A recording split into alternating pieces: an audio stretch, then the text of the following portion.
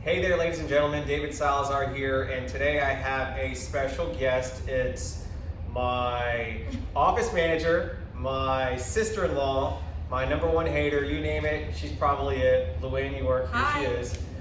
Today we're going to talk about something that's been asked quite a few times, and it's really kind of prominent in the States right now, and pretty much a lot of people just talk about it.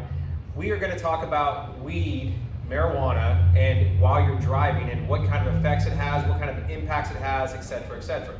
So the reason why we're going to talk about this is because there are a lot of states now that are legalizing marijuana.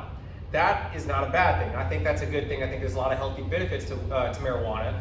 And right now I'm going to kind of let Luann chime in on some of this. So obviously, we are quite liberal when it comes to that. However, we understand that the impact of being under the influence is still a negative aspect when it comes to your claim and how that is handled.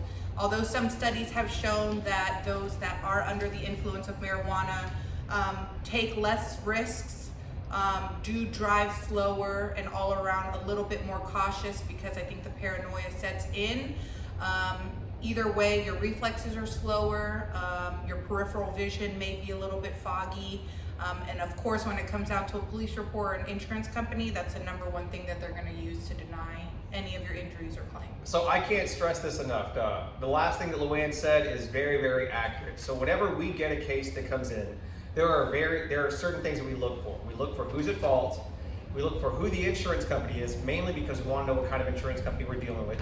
And we also look at other contributing factors. So those factors are going to be whether or not you are under the influence. And under the influence can mean a lot of things. It could mean alcohol, it could mean marijuana, it could mean a controlled substance such as cocaine, it could be anything. So whenever one of those is there, that is a telltale sign that an insurance company is going to blame that before anything else, regardless of who's at fault. Let's just say it's the other person's fault.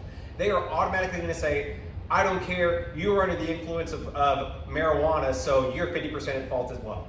They just do that. It's bullshit, but they do that, and it's just a mitigating factor that they use to kind of place blame. So I think the theme for today is be careful out there, because while it may be legalized in a lot of states, that doesn't necessarily mean that your case is going to be clear cut if you had weed in your system. Just kind of remember that. Lou, is there anything else you'd like to add? No, I think that's it. Be safe on the roads and stay safe with Corona going on right now, and be healthy. Guys, be safe out there. Please join our Facebook group. I look forward to talking about this stuff, and we look forward to seeing y'all. Thank you.